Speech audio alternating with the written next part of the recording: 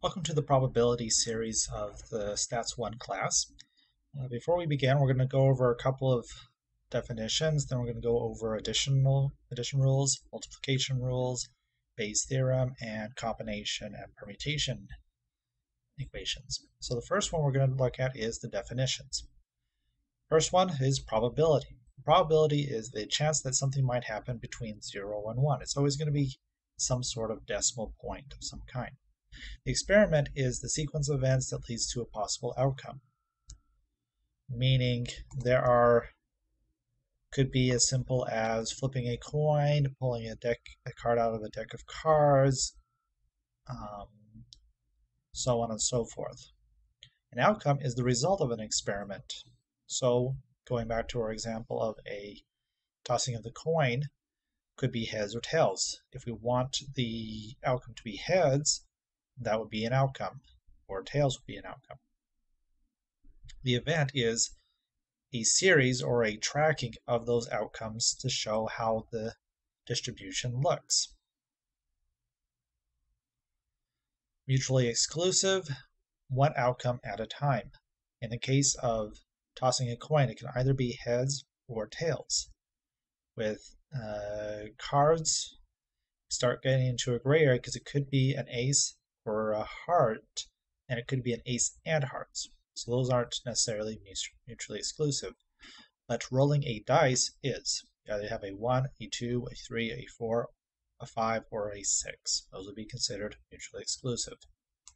So one or the other outcomes. Collectively exhaustive. The probability means that it equals 1. There is a total number of probabilities. All of them are accounted for. When we're doing things like probabilities for dice and card shuffling and even poker and gambling type games, those are mutually or collectively exhaustive, where we know all the outcomes, we know the probabilities of each one, and are able to put a number on it. Some things aren't collectively exhaustive, mainly because we don't know all the variables and we're looking at a historical trend. For example, the number of accidents in a given year based on some sort of data. If you're 18 years old and drive a red sports car, what is your likelihood of getting into an accident? Well, we put a probability based on experience and past data that may not be collectively exhaustive. The law of large numbers. The more outcomes or the more times you repeat an experiment and get events, the closer it will be to that theoretical outcome. For example, when you flip a coin, it's going to have a 50-50 chance of heads or tails. Now, does that mean that you're going to flip the coin and one time you get a heads? Next time it means it's going to get a tail. Well, yes and no. It's likelihood every time you do it. So it could be that you have heads, heads, heads, heads, and then a couple of tails. You might get a long string of heads and tails, but when you collect enough information, when you flip that coin long enough, the average will start approaching the 0.5 or 50-50. All right, so those are some of the definitions that we use in probability. Let's look at the addition rules. The first one is the special rule of addition.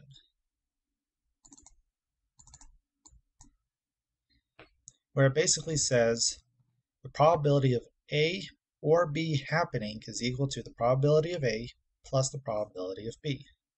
Let me zoom in here. The key word here is the or.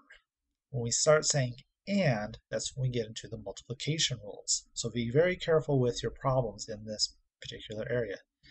The and the or are very important to note.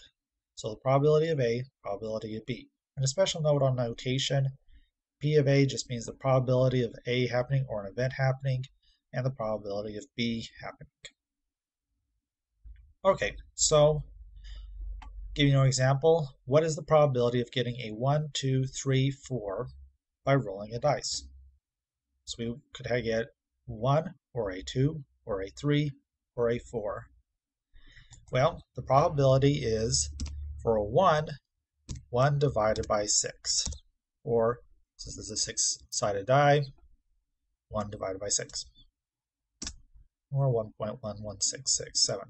Since the probability is the same for all of them, I'm just going to string them all down. Okay.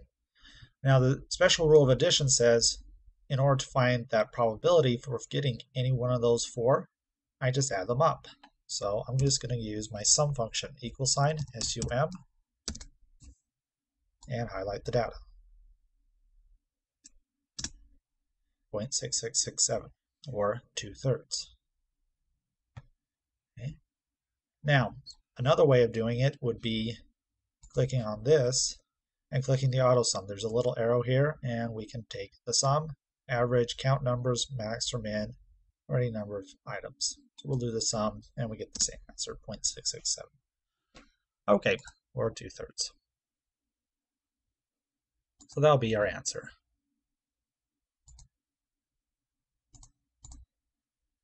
Okay, the complement rule basically states the probability of an event A happening is 1 minus everything but that event. That's what that little tilde means. Everything is happening but that event.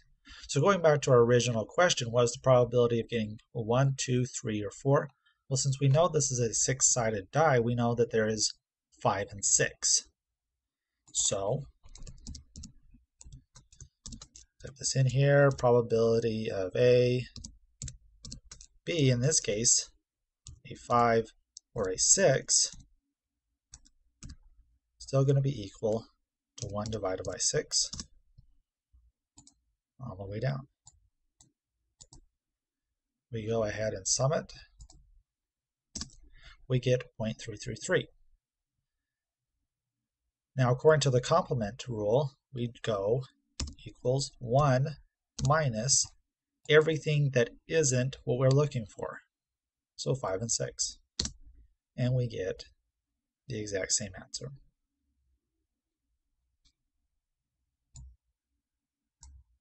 Now, the general rule of addition adds the element that sometimes things aren't necessarily mutually exclusive, meaning that it could be one, the other, or both.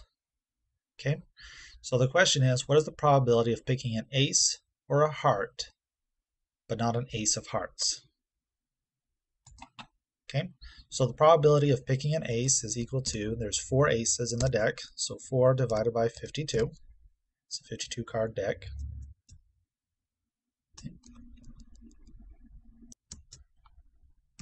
And there are 13 hearts in the deck, divided by 52.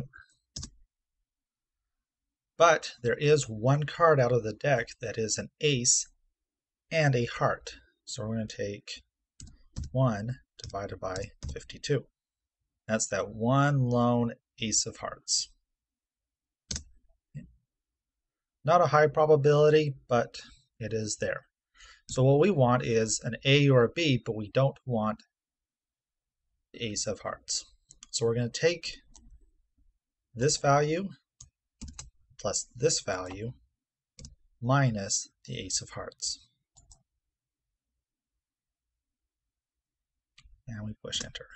So our probability of picking an ace of hearts, an ace or a hearts, but not an ace of hearts, is about 31%.